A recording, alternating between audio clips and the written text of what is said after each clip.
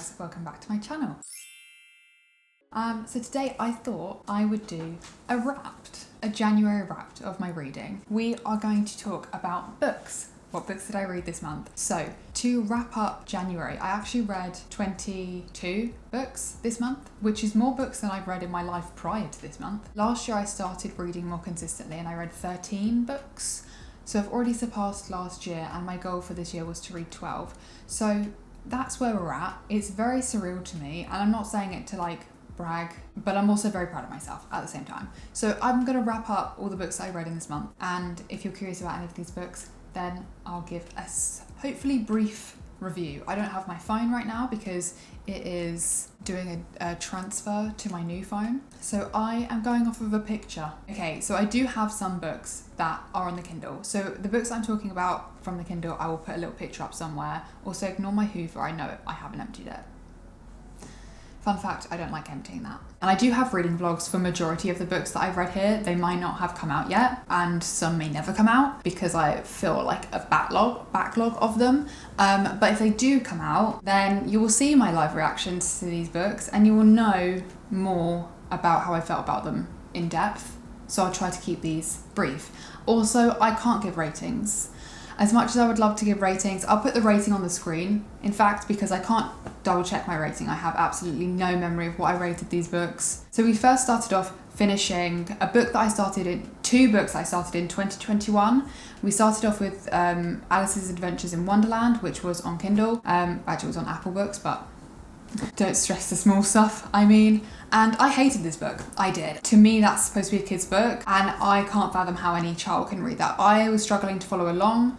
I gave up halfway through and started listening to the audiobook instead. And when the audiobook said it was going to take 3 hours, I thought, no way. So I sped it up, and it was still going too slow. And like on certain parts of it, like she would slow down to do the dialogue, even though dialogue in a book is more or less the quickest bit to read.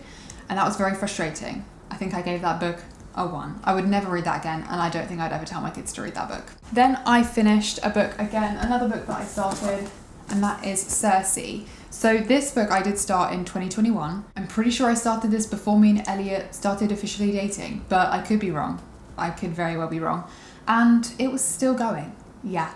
I actually only had 60 pages of this left, but I was like protesting and putting it off because I just didn't want to pick this book up. And it's not a bad book, but it's definitely not my kind of book. There was aspects of it that I liked. I liked the witchcraft in it. I liked the Greek mythology parts of it. However, the Greek mythology parts meant lots of names that I did not know how to pronounce, and that was quite frustrating. Places that I did not know what was going on, I don't know. Madeline Miller isn't my favourite author. I say that having read one book, I can tell. My boyfriend read Song of Achilles, and I decided I wasn't going to read that book after reading this book, and he read that book because we both agreed like that when she tries to describe something, she does it, she's describing it, but it's too lengthy. Like the description of autumn and the crispy leaves went on for a page, and that to me was annoying. But other people might like this book. I personally, it has some darker themes in it, and by darker themes I mean like anything that isn't it actually did have a happy ending, but it had like assault, it had like pregnancy, which I'm not a big fan of pregnancies in books because I'm terrified of it myself, neglect. There's so many things in this book that I was honestly, it was like page after page I was like, oh, death, lots of death. I was just like, okay, can I have a break please? And so I did for years. I don't have the physical copy of this, but it was a physical copy. I borrowed a book from my friend and it was the Spanish Love Deception, so I'll put that on the screen. I actually really like this book. This was the book after those two books that I was like, I need to actually read something I know I'm going to enjoy. My friend recommended it and I did really enjoy it, so I know I can trust her recommendations. It was a bit of a long one. I think it was around 400 something pages, and by the halfway mark I was feeling like it was dragging on. I was a bit like, can we get to the point now? They didn't kiss till halfway through the book. They didn't even get to Spain till halfway through the book, and I didn't not like, you know, the setup of their relationship. What do you call that? I can't even remember. They're setting the scene, and they need to set the scene obviously so you know what's going on with the characters, but it just felt like you were setting the scene for the first half of the book and I didn't need that. I didn't. Do I even want to say? I won't say what chapter it is, but I did get to a chapter that was a bit like butterfly-y, and I was like, oh, okay, maybe they can bring it back. Also, I was picturing Tom Welling, young Tom Welling, reading this book, and that massively helped me get through it. So if you need any help, there you go. Then after I finished that, I wanted something short and sweet.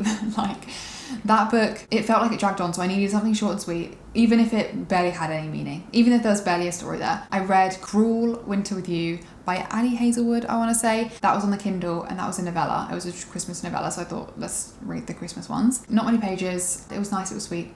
It was short and it was sweet, and that's great. That's exactly what we needed. And it made me actually a bit more open to friends to lovers tropes, because I've never really cared for that at all. Then I went on to read The Co-op. I didn't want to read this book, but I had had this since August last year, and I'd read the prologue twice before, and it wasn't computing. I don't know what it was, and it could just be me. Like, I'm not the best reader. I'm like not the most articulate person, but I read this twice and I was so confused as to what was going on. I was so confused, and I didn't want to read it because I was like, if I can't get through the prologue, how am I supposed to get through the rest of the book? I read some reviews and people loved it, and I thought, okay then, okay, if everyone else is loving this, then just try it. And I actually really like this book. There is some highlighted sections which I could show you, because we love to highlight. I really enjoyed the story of this. There was nothing that dragged for me. I think, like, when you get to the bit where they are more intimate,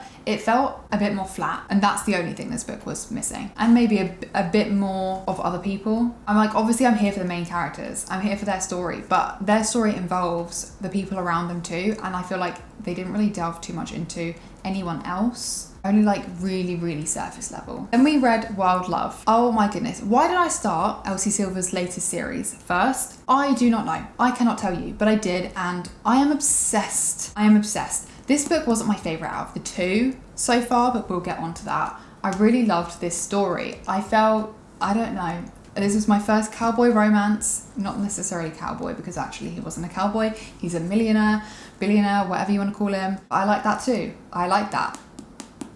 Ford Grant, sure. I mean, I don't know. But the pining, it was definitely a long time coming, is what it felt like. And I was like, what is going on? If he wasn't sexy, if he wasn't like cool and cute and whatever, like if he wasn't a millionaire, billionaire, whatever, would it have been creepy? Yeah, maybe. But he was. And a lot of things that happen in romance books could be creepy if you let them be, and cringy. Let's be real. But we don't let it. We don't let it. And I loved it. That was like pretty much a 5-star, but not quite. It was like a 4.5 something. Then I read Long Time No See. This book, I hated it, but I loved it. I was there for like the last 40%. I was there. Before that, I was getting so frustrated. I was like, what is happening? What is supposed to be happening in this book? Because nothing was happening. It was all about drama in a friendship group, but we were only following one person. Truly nothing happened. If I'm going to be honest, there wasn't really a plot line. It was so weird to me. Because in books, I feel like things happen, even if nothing happens. But this, truly, nothing happened. But it wasn't bad.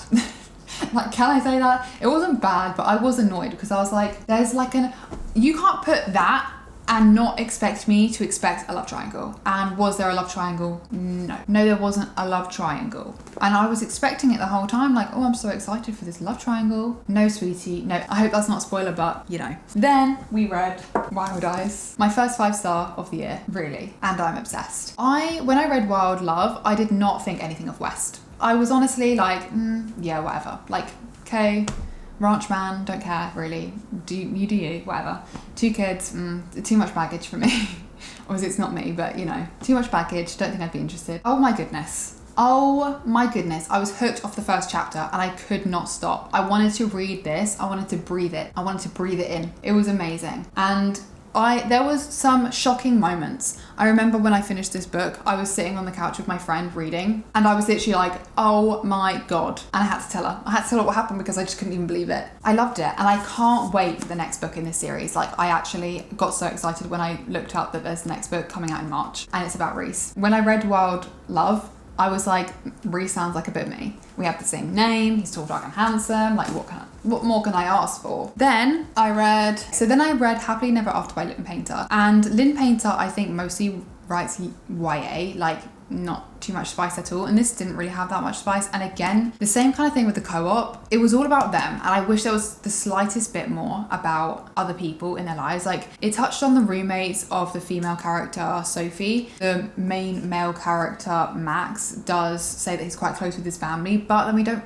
see his family basically ever, and I wish that we did. But I did like it. I didn't like the ending. The ending, basically throughout the whole book, she has this mindset towards love, and how she describes it when she eventually gets to the point of having feelings for Max and telling him, that is how I wish she had like continued to feel. But towards the end of the book, the mindset changed, and I was a bit like, why did you go through the whole effort of writing this book, her thinking one way, her describing it so beautifully but with still not being for it, and just for it to end of her like complete, like having a 180. I didn't like that. But I am excited to read more Lynn Painter. There wasn't spice, I wouldn't say, but there was some more like steamy scenes. Steamy? I don't know. There was some like, yeah, I'd say steamy. Like, you know, get butterflies, you get a bit giddy, you know, and it was nice. Then I read Flawless. Right, I'm not getting Flawless out. I'll put it up on the screen because it's on the bottom of the barrel.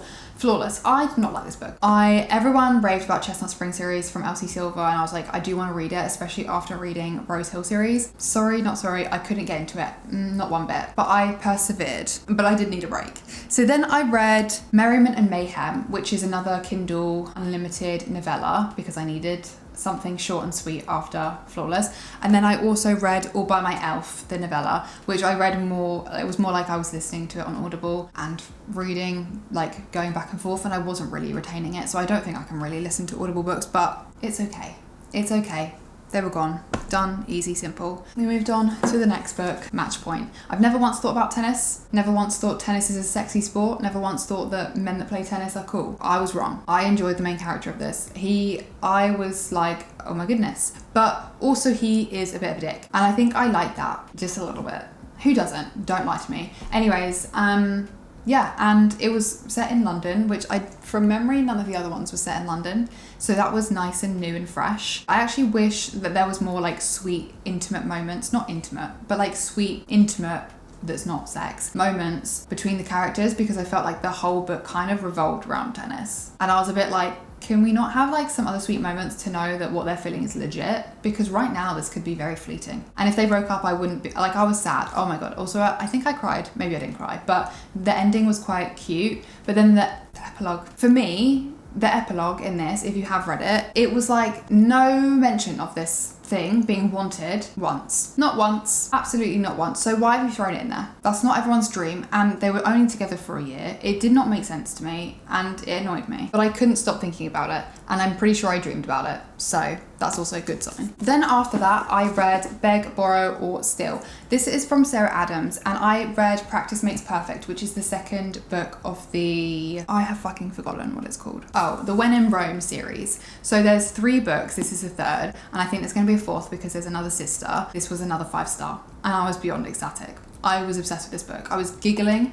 I wanted to cry. I am obsessed with Jack, probably first book boyfriend that I have. Like, that I was like, actually, yeah. I wasn't a big fan of the sister when I read Practice Makes Perfect. I wasn't a big fan of either of them. But then I still felt the same way about it in this book. Like, the other sister that we haven't heard from yet, I wasn't a big fan of her. But I really enjoyed this. I wouldn't say it was open door romance, but there was definitely a bit of steam, and I was here for it. Then I read Fake Flame, which is a book by Adele Buck, I believe, and I'll put that on there. This was a Kindle read, and this book was fine. It was so fine. I got quite lucky that this month, and in general really, that there haven't been that many books that I've read that have fell very flat. I think I'm quite easy to please when it comes to romance. This one was a bit of an age gap relationship. It wasn't too bad. They were both like adults, you know. But the reason that they broke up, I genuinely kind of agreed with. I kind of thought this actually really makes sense. And the reasons that he gave to say, no, I want to be with you, weren't really reasons.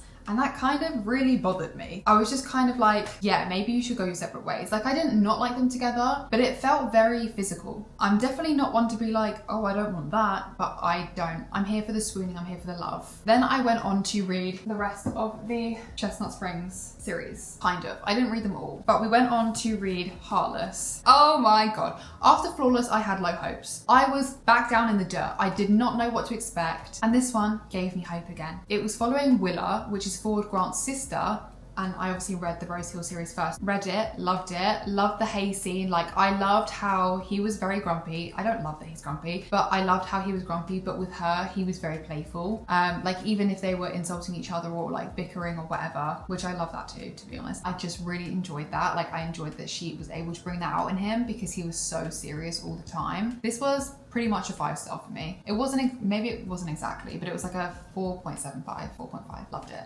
Then I kind of said to myself, can I finish the rest of this series before the end of January? I don't think I can. And then I got it in my head and I had a bit of a breakdown about it because I was scared that I wasn't going to be able to do it if I said to myself that I was going to try. And I recovered and I read Powerless. And this one was also basically a 5-star. This one may be my favourite, then Heartless, then Hopeless, then Reckless, then Flawless, if you want my little order. Oh my goodness. Oh my goodness. I was crying early on, like some tears. And then towards the end of the book, like 20-25% at the end of the book, I could not read through my own tears. The pride I felt for Sloane's mum, Jasper, everyone in this book really. I was like, I couldn't comprehend. The gesture that Harvey made towards the end of the book, I couldn't breathe. I was struggling to breathe. I don't even know if they take him up on it and throughout the rest of the book, but I just couldn't believe. I couldn't believe it because if you read the series, I feel like you start to get to know Harvey and you feel like he's actually such a kind, sweet person. And I'm so sad we didn't get a book for him. Justice for fucking Harvey, okay? I wanted a little novella. But yeah, I really enjoyed this. This was a friends to lovers kind of, and I actually really like how it played out. I thought it was kind of sweet. There was nothing in this friends to lovers that I was like, yeah, that makes it weird. I was like, I don't know, I just think friends, if you're actually friends, I think the situation of this made it more likable for me. Same with the Cruel Winter with You. They were friends with the siblings, which means whether you had a crush on them or not, you were going to be friendly and you bond and you still have a crush on them. But they're there, like you're situationally friends, but you are friends, you become friends. But if it was like, oh, like we are best friends, like da da da, I was like, you're a liar because you've probably always fancied each other and you've just written each other off. But if you fancied each other, are you friends? Like if you're really attracted to them, not if you can appreciate that they're good looking, but if you're attracted to them, can you really be friends? I don't know. That's a different argument. Personally, I'm of the mind you can't exactly be best friends with someone of the opposite gender if you aren't situationally, if it wasn't a situational thing. Anyways, situationally, I think this was more acceptable and I actually really liked it. There was a scene in the motel room. Actually, that I was like, what is going on? What is going on? But there was another scene in the hotel room that I felt was more sweet. So there was a more sweet one that I thought, oh, this is cute. And then there was more of one where I was like, okay, think I need to take a break. And then, yeah, this one I thought was really sweet. And then it got to the more intimate things and I was shocked. I was shooketh a little bit because I was not expecting. I wasn't expecting what it was. I will say it didn't take away from the story for me, and none of the book's intimacy scenes have ever taken away from the story for me with Elsie's writing, but I can get why some people don't like it. I can get why. But take that as you will. Take that as you will. I think I did go on and read Reckless straight after that. And this one to me, I don't know what it was. Maybe it's because I read two of them back to back and I was on the third one back to back. This one felt really heavy. I don't know why. This one shouldn't have felt as, if any of them were heavy, it was going to be that one. But this one felt really heavy to me. It felt sad and it felt lonely and it felt like desperate in some ways. I'm not calling the characters desperate before, don't get that wrong. But I just felt really exhausted with this story and I don't know why. And it really, really demotivated me. And I was not on a roll with this one. And I felt really shit. And I had a bit of a mentee B again. But this one just wasn't for me. And I was really sad about it because this was one of the original books that I picked up in August of last year because I read the back and I thought I like the sound of that. I read the first 50 pages last year and I was so confused as to what was going on. Definitely needed the context of the other books personally, but you can read one if you want randomly. I really liked Theo. And in Powerless you get a glimpse of a situation and I was like, I like Theo. In the first 50 pages you get a glimpse. I liked Theo. But the insta love aspect of the relationship from his side really, really put me off. I can't lie. This was like insta love, not really for forced proximity. Like I don't know what you would describe this as. I don't know what the trope would be. I don't want to give it away. It pretty much says it online. It says it, but it doesn't even say it in here. So I don't want to say it because it's not in the back of the book. But if you want to know, it's online. But yeah, I didn't like the insta love kind of feel that you get from Theo off the bat. I liked that he liked her, but I did not like that he thought he loved her straight away. I didn't like that. I was like, don't be stupid. I felt let down by this book because I was looking forward to this book and it just really didn't hit right.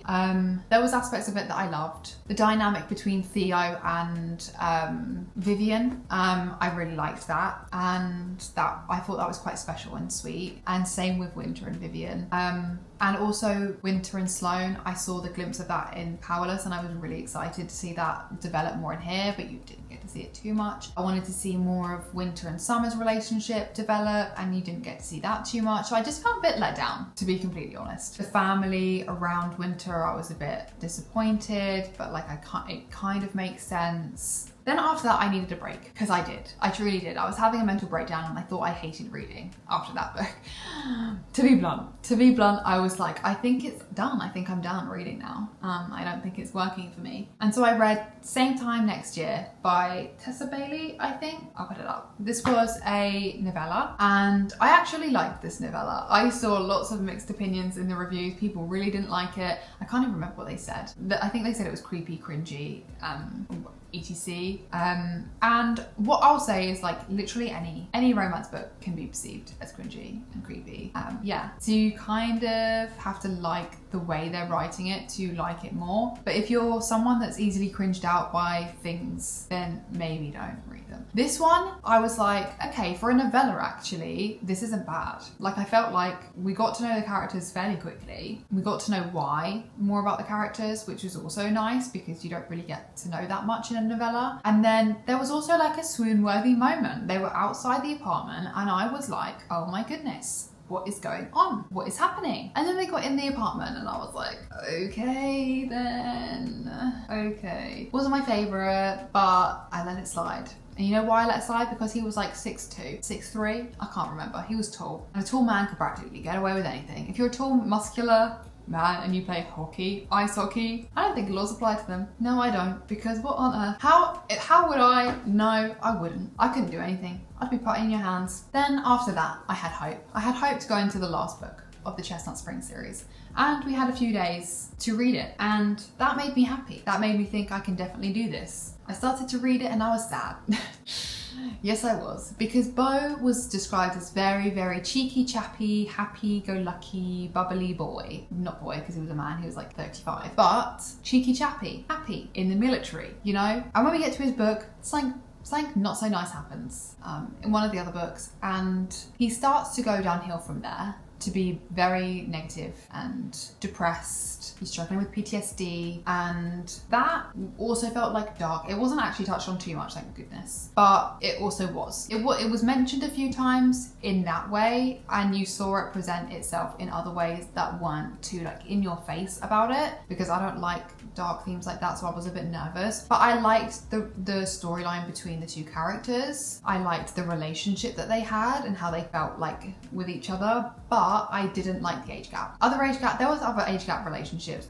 There was like a somewhat age gap between Summer and Rhett, and there was an age gap between Willa and Cade, and it got mentioned a few times with Willa and Cade, but not to the point where I was like grossed out. And I think because the circumstances in this book with Bailey were different to how they are with Willa, and it made me feel a bit uncomfortable when they kept mentioning the age gap. And also it became a lot more apparent at the end when she goes off to university, because I was like, okay, people change a lot at university. Maybe in our culture, maybe it's different in America, I don't know. You learn a lot. She's been through a lot, so I'm sure she is more mature in some ways than maybe like the typical person her age would be, but that is the exception, not the rule. We don't like older men going for people so much younger and saying that you're special and that you're mature for your age, okay? We don't like that. That's called grooming. So I didn't love that. No, I didn't. And I didn't love how sure he was. I don't know what it is. I like when they're like, I want to be with you forever. Like, I know you're the one. Da da da da da. Like, and they have this really special dynamic. I feel like we didn't really get that specialness.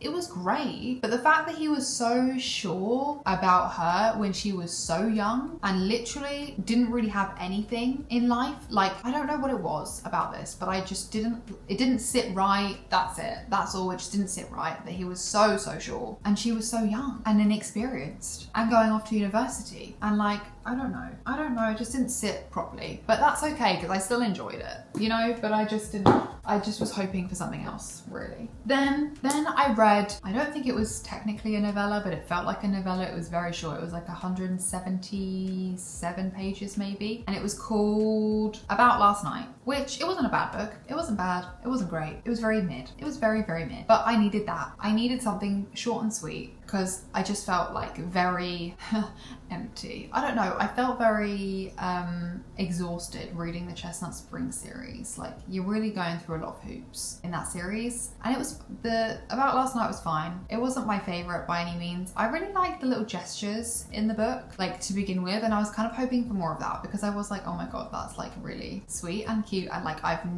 haven't seen something like that before, like done in a book. It's probably happened somewhere, but to me that was like the first time reading about something like a male main character doing something like that for the female main character, and I was just hoping that there was going to be more of that, and there wasn't. So I was like, oh, okay, then that one did not hold many brain cells in my head, to be completely honest with you. And then I lastly read Not in My Book by Katie Holt. This is Katie's first novel. And I picked this up in the works like a week or so, 2 weeks ago, I don't even remember. Not thinking, I read the back of it and I thought, yeah, I want to read that. That sounds good. I like a book in a book. And oh my goodness, I couldn't put this down. I was obsessed. I had to go to sleep because it was like 2 o'clock in the morning. And the first thing I thought about when I woke up was like, I can't wait to pick up my book again. There is a chapter in this book where they are co-writing a scene for their book on Google Docs. Like, they're both on Google Docs in separate rooms, but they're also on the phone to each other, and they're writing it.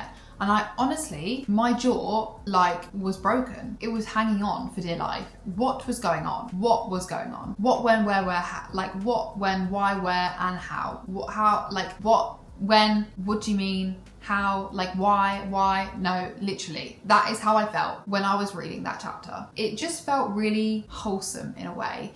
And I don't like when a resolution or like what do you even call it? When they fix the thing that goes wrong in the book right at the end. I don't like when they do that. And it did happen in this book, but I actually thought the way that it happened was really cute. The last chapters of the book that they wrote together, his version of it, I thought was really, really cute. And it did make me think like, oh, okay. And I think I cried. I think I teared up slightly, but I can't actually remember what bit now. It might have been the end. I like the bickering. I really, really liked the bickering and the arguing in this book. I thought it was really nice. Not nice, obviously, because they're insulting each other, but I like that. But yeah, really enjoyed this book. And that was the last book that I read in January. And so now we're in February. Happy February, everyone. It's Valentine's Day month. And my bookshelf is slowly but surely coming together. I actually have a delivery coming later from Asda, and we are hopefully getting the first of the 2 books from the Fourth Wing series, because I ordered it before and they only gave me Iron Flame, and I'm really annoyed about it. And also the Harry Potter books, which are here. I ordered the last 3. And I also bought 3 new romance books. I know I need to stop, I know, but look at them. We've got space. Obviously, we've got my series down here.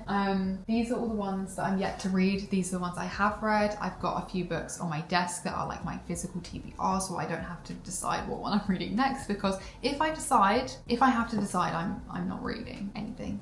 It's too hard, except for I do obviously, but I find the decisions difficult. If you enjoyed this video, please give it a thumbs up. Subscribe if you want to see more content from me. I think my content has turned very book focused, because that is what I'm spending a lot of my time doing at the minute, because I just genuinely find it very fulfilling, and that's kind of crazy to me. And I'm going to keep riding the fulfilling wave of reading until it no longer fulfills me, which hopefully is never, because I love it. But I do have ADHD and I do get hyperfixated on hobbies, so it has the potential to disappear from my life completely, which would be devastating. Comment down below if you read any of the same books as me this month. I'm really curious as to what you thought of them, if you did. Any books I recommend? Oh my god, books I recommend. Well, obviously the 5 stars. These are my top 3 books of the month, and I love them, and I do recommend them strongly, highly. And if you do want to read the Chestnut Springs series, my favourites are Heartless and Powerless. But I don't know if I would recommend reading them as a standalone, unless you honestly think that you won't read any of the other ones. That's it, guys. I will hopefully see you soon. Bye!